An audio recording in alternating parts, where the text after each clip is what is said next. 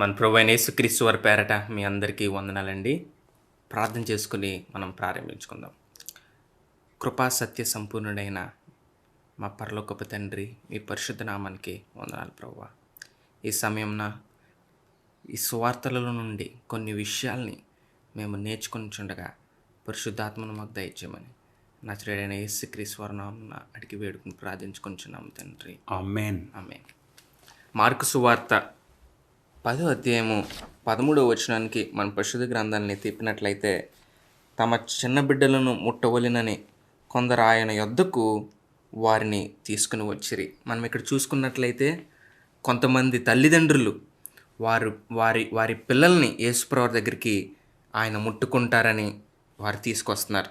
అసలు దీని వెనకున్న కారణం ఏంటో మాకు కొంచెం విడమర్చి చెప్పగలరా? Praise God. చాలా చక్కటి ప్రశ్న. మార్కు సువార్త 10వ అధ్యాయంలో చాలా ఈవెంట్స్ మనకు కనబడుతున్నాయి. ఒక బైబిల్ పండితులు అంటారు స్విఫ్ట్ మూవింగ్ ఈవెంట్స్. చాలా త్వరగా వెళ్ళిపోతున్నాయి. ఈ 10వ అధ్యాయంలో మనం చూస్తున్నాం. నెక్స్ట్ 11వ అధ్యాయం వస్తుంది.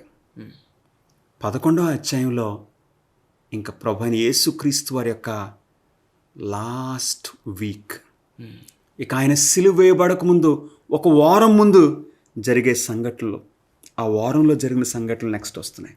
అంటే మన ప్రభువైన యేసుక్రీస్తు వారు ఇప్పుడు సిలువకు సమీపంగా ఆయన నడుస్తున్నారు. ఆయన ముందు ఈ మరణము వేచి ఉన్నది. అంటే మనకి ఎప్పుడైనా సరే మన ముందు పరీక్షలు ఉన్నట్లయితే, ఇంటర్వ్యూ ఉన్నట్లయితే, ఏదన్నా ఒక పెద్ద కార్యం ఉన్నట్లయితే చాలా టెన్షన్గా ఉంటాం. మన ప్రభువైన యేసుక్రీస్తు వారు ఈ టైంలో అసలు ఎంత టెన్షన్గా ఉండాలో మనము ఆలోచించాలి కొంచెం. అలాంటి పరిస్థితుల్లో కూడా ఆయన చిన్నపిల్లలను నెగ్లెక్ట్ చేయట్లేదు. ఎంత గొప్ప విషయం! ప్రభువైన యేసుక్రీస్తు వారు అన్ని విషయాల్ని చక్కపెడుతున్నారు. 10వ అధ్యాయంలో ప్రారంభంలో మనం చూసాం. ఆ పరిసయ్యులు వచ్చి ఆయన్ని ఎలాగైనా సరే తప్పు పట్టుకోవడానికి ఆ వివాహం గురించి, డివోర్స్ గురించి ఒక ప్రశ్న అడిగారు. ప్రభువైన యేసుక్రీస్తు వారు అంటే ఆయన ఒక స్ట్రెస్ఫుల్ టైంలో కూడా క్లియర్గా ఆలోచించగలుగుతున్నారు, ప్రేమతో మాట్లాడగలుగుతున్నారు.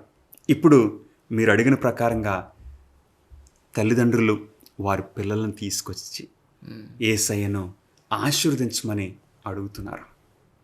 నిజంగా ఎంత ఆ టైంలో శిష్యులు కొంచెం చిరాకు పడ్డారు. కానీ ప్రభువు ఏమన్నారంటే వారిని ఆటంకపరచొద్దు. ఒకసారి 14వ వచనం చూద్దామండి. యేసు అది చూచి కోపపడి, చిన్న బిడ్డలను నా యొద్దకు రానీయుడి, వారిని ఆటంకపరచవద్దు, దేవుని రాజ్యము ఇలాంటి వారిదే. ఆమేన్. చిన్నపిల్లల్ని ఆటంకపరచొద్దు అంటే ప్రభువైన యేసుక్రీస్తు వారు ఒక ప్రక్క నుండి రోగులను, దయ్యం పట్టిన వారిని, ఆయన శిష్యుల్ని, పిల్లల్ని అందరినీ చక్కగా చక్కబెడుతున్నారు. ఈ రోజున నీవు ఏ పరిస్థితిలో ఉన్నావు ప్రియ సహోదరుడా, సహోదరి? ఆధైర్యపడుతున్నావా? యేసయ్య దగ్గర రావడానికి ఎవరన్నా నిన్ను ఆటంకపరుస్తున్నారా? లేకపోతే ఏదైనా అలవాటు నిన్ను వెనక్కి లాగేస్తుందా? ప్రభువైన యేసుక్రీస్తు వారు మాటిస్తున్నారు, నా యొద్దకు రావడానికి ఆటంకపరచొద్దు. అది ఆటంకం ఏదైనా సరే ప్రభువైన యేసుక్రీస్తు వారు నీ జీవితంలో నుండి తొలగించగలరు. అధైర్యపడొద్దు. ఇలాంటి వారిదే పరలోక రాజ్యం అంటున్నారు. ఏంటి అంటే పిల్లలకున్న ప్రాముఖ్యమైన, చిన్నపిల్లలకున్న ప్రాముఖ్యమైన విషయం ఏంటో తెలుసండి. ఎన్నో ఉన్నాయి. చిన్నపిల్లలు ఊరికినే నమ్ముతారు, ఎవరినైనా నమ్మేస్తారు. ఆ చక్కటి అంటే ఇన్నోసెన్స్ మనం చూడవచ్చు.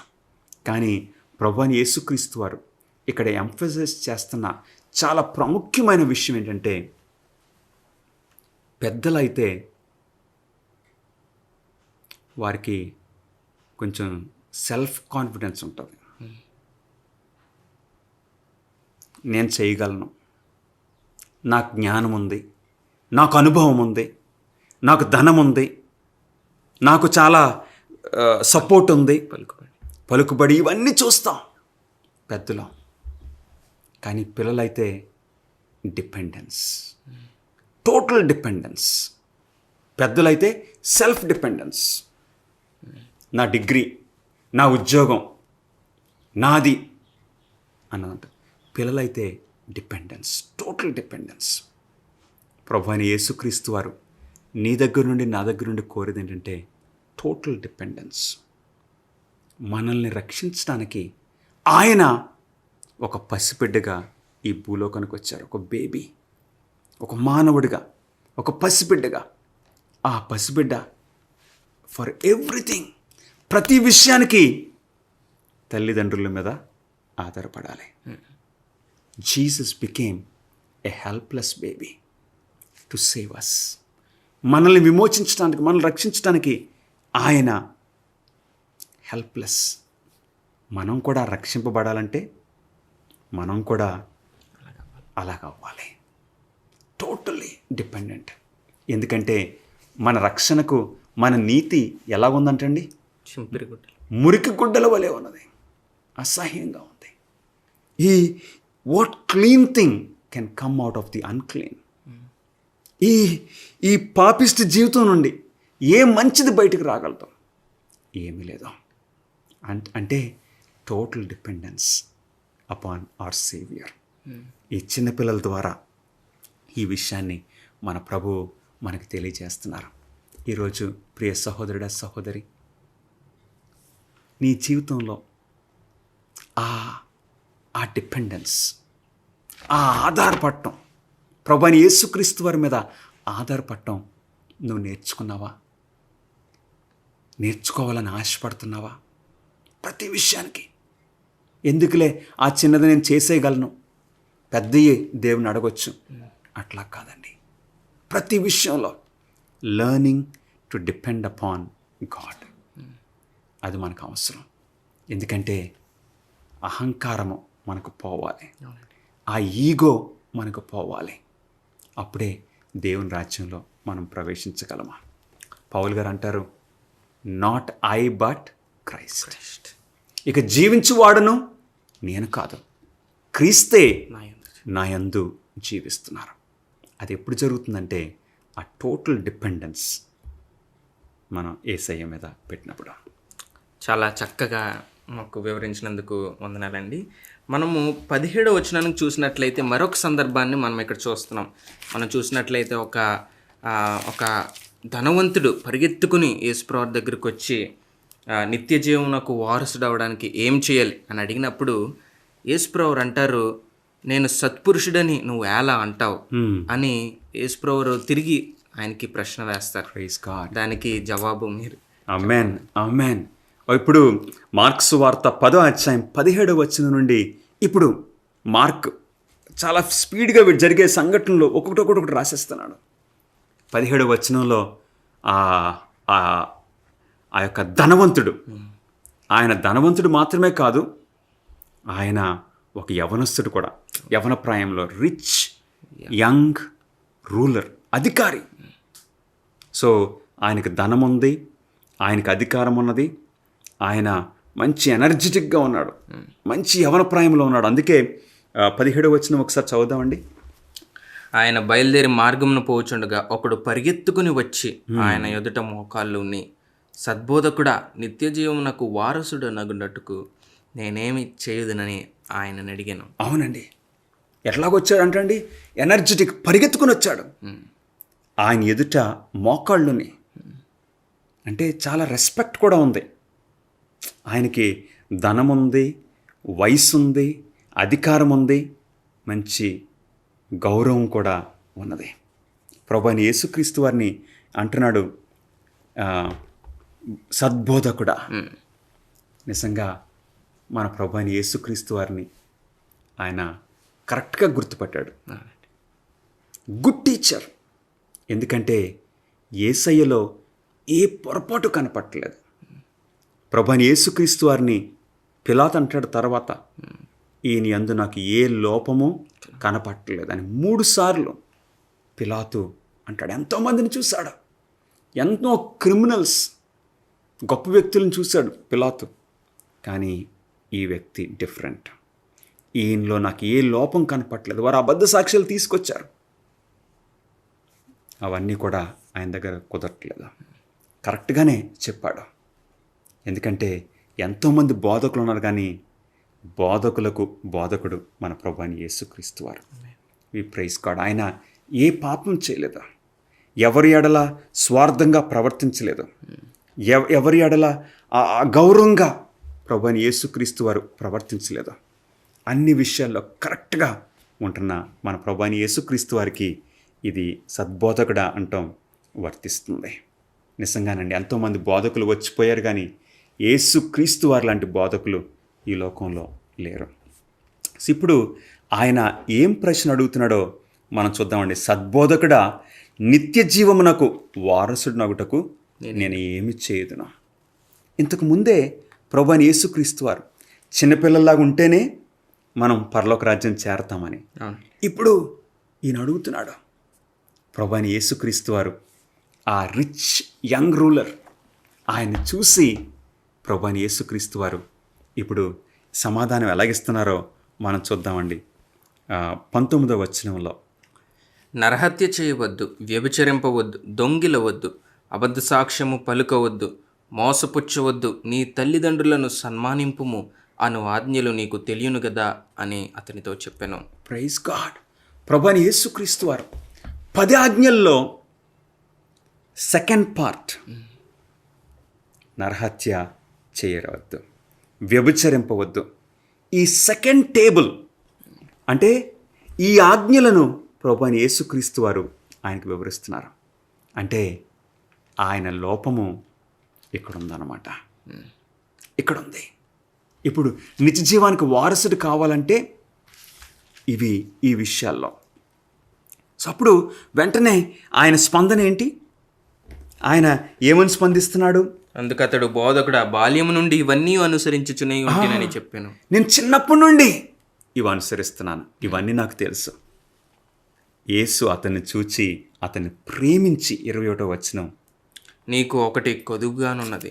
అవునండి, ప్రభువైన యేసుక్రీస్తు వారు ఆయన్ని ప్రేమించి, ఈ మాట చాలా ప్రాముఖ్యం, నీకు ఒకటి కొదువుగా ఉంది.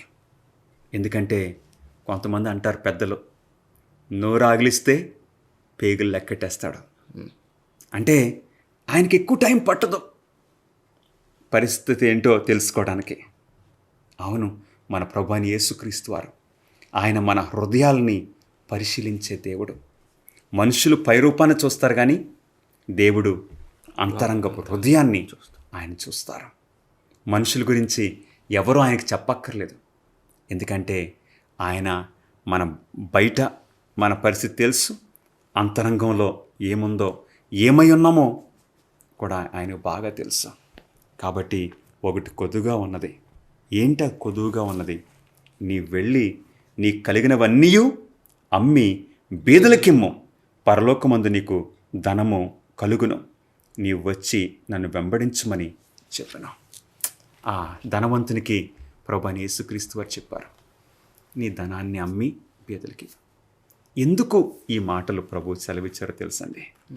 ఎందుకంటే ఆయనకి ధనమే దైవం, ధనమే సర్వము, దేవుడైపోయాడు. అంటే ఆ వ్యక్తి మొదటి ఆజ్ఞను మీరుచున్నాడు. నేను తప్ప వేరొక దేవుడు నీకు ఉండకూడదు. కానీ ఎవరున్నారు ఆయనకి దేవుడిగా? ధనము. దేవునికిని ఈ చక్కటి మంచి యవనంలో తెలివితో అధికారంతో ఉన్న ఈ వ్యక్తికి మధ్యలో ధనం వచ్చేస్తుంది. ఈ రోజున మనం అనుకోవచ్చు మనకంత ధనం లేదు కదా, కానీ దేవుని నుండి మనల్ని దూరం చేసేది ఏదున్నా సరే, దేవుని కంటే మనం ఎక్కువగా ప్రేమించేది అది మన విగ్రహం అయిపోతుంది, అది దేవత అయిపోతుంది. ఈ వ్యక్తి ధనాన్ని ఎక్కువగా ప్రేమించాడు, ధనమే సర్వం అనుకుంటున్నాడు. అందుకు ప్రభు అన్నారు, నువ్వు వెళ్ళి నీ ధనాన్ని నమ్మి. అంటే ఇక్కడ ఈ యవనస్తునికి, ఈ అధికారికి మన ప్రభువైన యేసుక్రీస్తు వారు చెప్పుచున్న విషయం ఏంటంటే టోటల్ డిపెండెన్స్. ఎలాగైతే ఒక చంటి బిడ్డ తల్లిదండ్రుల మీద ఆధారపడుతుందో అలాంటి డిపెండెన్స్ మనకు దేవుని మీద ఉండాలని మన ప్రభువు నేర్పిస్తున్నారు. ఈ రోజుల్లో మనం బయటికి వెళ్తుంటే, ఇంట్లో నుండి బయటకు వెళ్తుంటే జేబు చెక్ చేసుకుంటాం. మన ఫోన్ ఉందా లేదా, మన కార్డు ఉందా లేదా. ఈ రోజున కార్డు తీసుకెళ్ళకపోయినా పర్వాలేదు, ఎందుకంటే ఫోన్ ద్వారా మనం అన్నీ చేసేయచ్చు. డబ్బులు ఉన్నాయా లేదా అంటే మన డిపెండెన్స్ వాటి మీద. ఫోన్ కనపడకపోతే నార్మల్గా ఉండలేకపోతున్నారు జనం ఈరోజు. అవును ప్రియులరా, ఇంటర్నెట్ లేకపోతే, సిస్టమ్ డౌన్ అయితే ఇక నార్మల్గా ఉండలేకపోతున్నారు. ఏదో ఆక్సిజన్ కొదువైపోయినట్లు కొట్టుమిట్లాడేస్తున్నారు. What are you depending on? ఈ యవనస్తుడు ధనం మీద డిపెండెన్స్ పెట్టుకున్నాడు. ఈ రోజున నీవు నేను ఒక ప్రాముఖ్యమైన ప్రశ్న వేసుకోవాలి. దేవుని స్థానము ఎవరన్నా తీసుకున్నారా మన జీవితంలో? ఏదన్నా తీసుకున్నదా? ఈరోజే మనం దానిని ప్రక్కన పెట్టాలి. ఈ వ్యక్తి ఏం చేశాడంటండి, దేవుని వాక్యం సెలవిస్తుంది. ఆ వ్యక్తి యొక్క స్పందన 22వ వచనము. అతడు మిగులు ఆస్తి గలవాడు గనుక ఆ మాటకు ముఖము చిన్నబుచ్చుకొని దుఃఖపడుచు వెళ్ళిపోయాను. He went away sorrowful. అసలు యేసయ్యకు ఒక శిష్యుడిగా, ఒక మంచి శిష్యుడిగా అయ్యే అవకాశం ఉన్నది. కానీ ధనము ఆ వ్యక్తిని ఆపేసింది. అవును ప్రియులరా, ఈ పరిశుద్ధ గ్రంథంలో కొంతమంది గొప్ప వ్యక్తులు ఉన్నారు, దేవునితో బలమైన సంబంధం కలిగిన వారు. అట్టి వారిలో బిలాము, he loved the wages of unrighteousness. పాపిస్ట్ జీతాన్ని ఆశించాడు కాబట్టి దేవునితో సంబంధాన్ని తగ్గొట్టుకున్నాడు. బిలాము పాత నిబంధనలో. ఇప్పుడు ప్రభువైన యేసుక్రీస్తు వారి శిష్యుల్లో ఒక శిష్యుడు ఉన్నాడు, ధనంని ఎక్కువ ప్రేమిస్తున్నాడు. ఏం పేరండి? యోధా ఇస్కరియోతు. గమనిస్తున్నారా ప్రియులరా?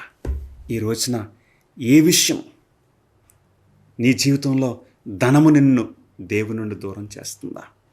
లేక నీ పదవి, లేక ఆ రాజకీయాలు, లేక ఆ కుటుంబమా, లేకపోతే ఆ చెడు అలవాటు, ఏది మనల్ని దేవుని నుండి దూరంగా చేస్తుంది? ముఖం చిన్నబుచ్చుకొని దుఃఖపడుచు వెళ్ళిపోయాను అంటే రక్షణ నుండి తొలగిపోయాడు. మన పరిస్థితి అలా కావచ్చు. ఇప్పుడు మన ప్రభువైన యేసుక్రీస్తు వారు ఈ పరిస్థితి అయిన తర్వాత ఏం చెప్తున్నారో మనం చూద్దామండి. వారు యెరూషలేముకు ప్రయాణమై వెళ్తున్న టైంలో ప్రభువైన యేసుక్రీస్తు వారు మూడోసారి ఆయన మరణం గురించి చెప్తున్నారు. అంటే యెరూషలేమునకు ఆయన వెళ్తున్నారు. ఆయన ముందు శిలువ మరణం ఉన్నది. కానీ వీరందరితో మాట్లాడుతున్నారు. పరిసయ్యులతో ఆ మ్యారేజ్ గురించి మాట్లాడారు, చిన్నపిల్లలను దీవించారు. ఈ యవనస్తుడు ధనవంతుడు వస్తే ఆయనతో చక్కగా మనసిప్పి హృదయపూర్వకంగా ప్రభువు మాట్లాడారు. ఇప్పుడు శిష్యులతో మాట్లాడుతున్నారు. Teaching the disciples. ప్రత్యేకంగా ఏం చెప్తున్నారో ఒకసారి చూద్దామండి. 33వ వచనము, మార్కు సువార్త 10వ అధ్యాయము 33వ వచనము. ఇదిగో మనము యెరూషలేమునకు వెళ్ళుచున్నాము. మనుష్య కుమారుడు ప్రధాన యాజకులకును శాస్త్రులకును అప్పగింపబడును. వారు ఆయనకు మరణశిక్ష విధించి ఆయనను అన్యజనులకు అప్పగించెదరు. అబ్బా, అంటే ఆయన శిలువ మరణం గురించి శిష్యులకి ప్రభువైన యేసుక్రీస్తు వారు అందరినీ ఆయన కవర్ చేసుకుంటున్నారు. శిష్యులకు చెప్తున్నారు. శిష్యులేమో వారి మైండ్స్ అన్నీ వేరే దృష్టిలో ఉన్నాయి. ఇప్పుడు మనకి మార్క్ 35వ వచనం, 10వ అధ్యాయం 35వ వచనంలో వారి శిష్యుల యొక్క ఆలోచనలు ఎలాగున్నాయో ఒకసారి చూద్దామండి. ఆయనేమో మరణం గురించి మాట్లాడుతుంటే, శిలువ మరణం గురించి మాట్లాడుతుంటే, అంటే ఇంక కొద్ది రోజుల్లో, ఒక నెల కూడా లేదు, ఒక కొద్ది రోజుల్లో ప్రభువైన యేసుక్రీస్తు వారిని సిలువైపోతున్నారు. అలాంటి పరిస్థితుల్లో శిష్యుల యొక్క ఆలోచనలు ఎక్కడున్నాయో ఒకసారి చూద్దామండి. 35వ వచనం. జెబెదయి కుమారులైన యాకోబును యోహానును ఆయన యొద్దకు వచ్చి, బోధకుడా, మేము అడుగునదెల్ల నీవు మాకు చేయగోరుచున్నామని చెప్పగా, ఆయన, నేను మీకేమి చేయగోరుచున్నారని వారిని అడిగాను. వారు, నీ మహిమయందు నీ కుడివైపున ఒకడును నీ ఎడమ వైపున ఒకడును కూర్చున్నట్లు మాకు దయచేయమని చెప్పిరి. అవునండి, ఏమడుగుతున్నారండి? ఆయనేమో శిలువ మరణం గురించి వారి యొక్క మనసులను సిద్ధపరుస్తుంటే, వీరేమో పదవుల గురించి ఆలోచిస్తున్నారు. యేసయ్యా, ఇదిగో దావీదు సింహాసనం మీద కూర్చుంటాడు, రోమీయులను ఆయన పారద్రోలుతారు, రోమీయులను ఓడిస్తారు. ఇప్పుడు ఆ సింహాసనం మీద మాకు కూడా ఉన్నతమైన స్థానం కావాలని వారు ఆశపడుతున్నారు. అంటే ప్రభువైన యేసుక్రీస్తు వారి యొక్క హృదయము ఎంత గాయపరచబడిందో మనం ఆలోచిద్దాం. ఒకసారి మత్తయి సువార్త 19వ అధ్యాయము 28వ వచనంలో వీరు ఎందుకు ఈ ప్రశ్న అడుగుతున్నారో, ఇలాంటి ఆలోచన ఈ టైంలో ఎందుకు అడుగుతున్నారో మనం చూడొచ్చండి. మత్తయి సువార్త 19వ అధ్యాయము 28వ వచనంలో ఈ విషయం మనకు కనపడుతుంది. యేసు వారి తిట్లెనను, ప్రపంచ పునర్జననమందు మనుష్య కుమారుడు తన మహిమగల సింహాసనం మీద ఆసీనుడై ఉండునప్పుడు నన్ను వెంబడించిన మీరును 12 సింహాసనం లేదా ఆసీనులై ఇశ్రాయేలు 12 గోత్రముల వారికి తీర్పు తీర్చుదురు. నాతో పాటు మీరు సింహాసనాల మీద 12 సింహాసనాల మీద కూర్చుంటారు అని ప్రభు అంటున్నారు. ఎప్పుడు? ఈ భూలోకంలో కాదు, ఇప్పుడు కాదు, కానీ వారి దృష్టి అంతా ఇప్పుడే అనుకుంటున్నారు. అందుకు మాకు బెస్ట్ స్పాట్స్ వీరు రిజర్వ్ చేసుకుంటున్నారు. ప్రియ సహోదరి సహోదరులారా, మీరేమో అంటే ఒక ప్రాముఖ్యమైన విషయానికి మీరు మానసికంగా శారీరకంగా సిద్ధపడుతుంటే, మిమ్మల్ని ఎరిగిన వారు, మీతో కూడా ఉన్నవారు ఇలాంటి ప్రశ్నలు అడిగితే, అంటే asking the wrong things at the wrong time. మనం కూడా మన జీవితాల్లో కొన్నిసార్లు we ask God for wrong things. అవును, we ask God for wrong things. మనకి దీవెనకరమైనవి మనం అడగట్లేదు. ప్రార్థించవచ్చు కదా అని ఇష్టం వచ్చింది మనం అడుగుతున్నామేమో. మనం కూడా పదవుల కోసం అడుగుతున్నామేమో. ప్రభువైన యేసుక్రీస్తు వారు ఏమన్నారో తెలుసండి. మార్కు సువార్త 10వ అధ్యాయంలో 38వ వచనంలో, యేసు, మీరేమి అడుగుచున్నారో మీకు తెలియదు. వారికి తెలియదు. They are asking the wrong thing. ఇప్పుడు ప్రభు అంటున్నారు, చూద్దామండి. నేను త్రాగుచున్న గిన్నెలోనిది త్రాగుటే అయినను, నేను పొందుచున్న బాప్తిస్మము పొందుటే అయినను మీ చేత అగునా అని వారిని అడగగా, వారు, మా చేత అగుననిరి. ఈ గిన్నెలోనిదంటే కప్ ఆఫ్ సఫరింగ్. ప్రభువైన యేసుక్రీస్తు వారు ఇప్పుడు ఆయన గిన్నెలో నుండి త్రాగవలసి వస్తుంది. అంటే ఆ శిలువ మరణం గురించి. మీరు అలాంటి త్రాగడానికి మీకు ఇష్టమేనా అంటే వారు ఏమన్నారు తెలుసండి? త్రాగుదాం, మేము కూడా త్రాగుతాం అన్నారు. వారు తెలియకుండా వారు అనేస్తున్నారు. వారు తెలియకుండా వారు దేనికోసం ఒప్పుకుంటున్నారో వారికి తెలీదు. కానీ ప్రభువైన యేసుక్రీస్తు వారి యొక్క హృదయాలను అర్థం చేసుకున్నారు. తర్వాత మిగిలిన శిష్యులైతే ఏం చేశారండి? వారు 41, 42 చూద్దామండి. తక్కిన 10 మంది శిష్యులు ఆ మాట విని యాకోబు యోహానుల మీద కోపపడసాగారు. గమనిస్తున్నారా? మిగిలిన శిష్యులు అపార్థం చేసుకున్నారు. వీళ్ళు చాలా అధికార దాహంతో ఉన్నారు, ఇలా పొజిషన్స్ కోసం వీళ్ళు అడుగుతున్నారు అని వేరే శిష్యులు వారి మీద కోపడ్డారు. కానీ ప్రభువైన యేసుక్రీస్తు వారు కోపడలేదు. అవును ప్రియులరా, వారి యొక్క హృదయంలో ఈ మాటలు అడగటం, ఈ కోరిక వారు యేసయ్యను అడగటం వలన వారి యొక్క రియల్ ఇంట్రెస్ట్ ఏంటి తెలుసండి? ఏదో పదవి కోసం కాదు. వారికి నిజంగా వారి హృదయంలో యేసయ్య ఆ కోరిక, ఆ మాటలకు క్రిందకి చూశారు. అవును, నీ హృదయ ఆలోచనలను ఆయన గ్రహించగలరు. యేసయ్య చూసింది ఏంటో తెలుసండి, వారిద్దరికీ కావాల్సింది అధికారం కాదు, యేసయ్యకు సమీపంగా ఉండాలి. మనం యేసయ్యకు సమీపంగా ఉండాలి అన్న ఆశతో వారు ఆ మాటలు అన్నారు. అందుకు ప్రభువైన యేసుక్రీస్తు వారు వారిని అర్థం చేసుకున్నారు. మిగిలిన వాళ్ళందరూ కోప్పడ్డారు, జడ్జిమెంటల్గా మాట్లాడారు, కానీ యేసయ్య వారిని అపార్థం చేసుకోలేదు. అందుకే ఏం జరిగింది? ఆ ఇద్దరు అన్నదమ్ములు యాకోబు, యోహాను, ప్రభువైన యేసుక్రీస్తు వారికి ఉన్న 12 మంది శిష్యుల్లో మొట్టమొదటి శిష్యుడిగా హతసాక్షి అయ్యింది ఎవరో తెలుసండి? యాకోబు. హేరోదు రాజు యాకోబును శిరచ్ఛేదనం చేయించేశాడు. మొట్టమొదటి శిష్యుడు హతసాక్షిగా క్రీస్తు కొరకు మరణించడానికి యాకోబు. అటు తర్వాత యోహాను క్రీస్తు కొరకు నిలబడ్డాడు. శిష్యులందరిలో లాస్ట్ వరకు బ్రతుకున్నాడా? శిష్యులందరిలో యేసుక్రీస్తు వారి యొక్క శిష్యులందరూ కూడా హతసాక్షులుగా చంపబడ్డారు, హింసలో చంపబడ్డారు. కానీ యోహాను చివరి వరకు జీవించాడు. వృద్ధాప్యం వరకు జీవించి గొప్ప సేవ దేవుని కొరకు చేశాడు. ఆ యోహానే ప్రకటన గ్రంథాన్ని రాశాడు. గమనిస్తున్నారా ప్రియ స్నేహితులారా? కొన్నిసార్లు మనము అడిగేది మనం గ్రహించకపోవచ్చు, బట్ ఇచ్చేది ఆయన కరెక్ట్గా ఇస్తున్నారు. We praise God. ఇక 10వ అధ్యాయం పూర్తవడానికి లాస్ట్లో ఇప్పుడు ఆ గుడ్డివాన్ భర్తమయ్యని మన ప్రభువైన యేసుక్రీస్తు వారు ఆ గుడ్డితనం నుండి బయటకు తీసుకొస్తున్నారు.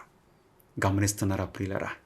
ప్రభువైన యేసుక్రీస్తు వారు ఆయన సిలువకు వెళ్ళుచూ ఉండగా కూడా ఒక్కొక్కరిని ఎలాగ గౌరవంగా చూస్తున్నారు. పరిసయ్యులు అడిగిన ప్రశ్నలకి సమాధానం ఇచ్చారు.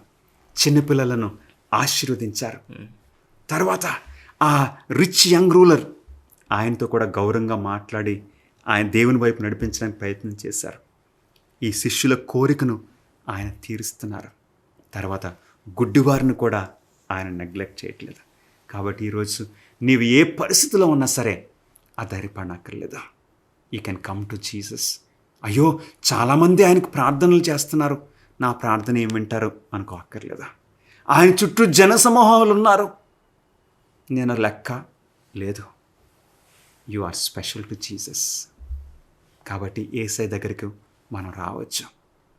నీ కోరికను ఆయన తీరుస్తారు, నిన్ను స్వస్థపరుస్తారు. నీవున్న ఆ పరిస్థితి నుండి, ఆ గుడ్డితనం నుండి కానీ, లేక ఆ అనారోగ్య పరిస్థితి నుండి కానీ ఆయన లేవనెత్తగలరు. అలాంటి యేసయ్య దగ్గరకు మనం వద్దామా? ప్రార్థన చేసుకుందాం. ప్రభువా, మాతో మాట్లాడినందుకు నీకు స్తోత్రాలు నాయనా, స్తుతులు ప్రభువా. నాయనా, నీ శిలువ మరణం ద్వారా మా అందరికీ విమోచన మీరు అనుగ్రహించినందుకు, దేవుని గొర్రెపిల్లగా వధింపబడినందుకు మీకు స్తుతులు స్తోత్రములు చెల్లించుకుంటున్నాము. మా యేసయ్యను మాకు వెనుదీయని పరలోకపు తండ్రి, ఇంకా ఏది కూడా మీరు వెనుదీయరు ప్రభువా. సమస్తము అనుగ్రహించే దేవా, మా జీవితాలు నడిపించమని యేసుక్రీస్తు నామములో అడిగి వేడుకొంచున్నాం తండ్రి. ఆమేన్. God bless you friends.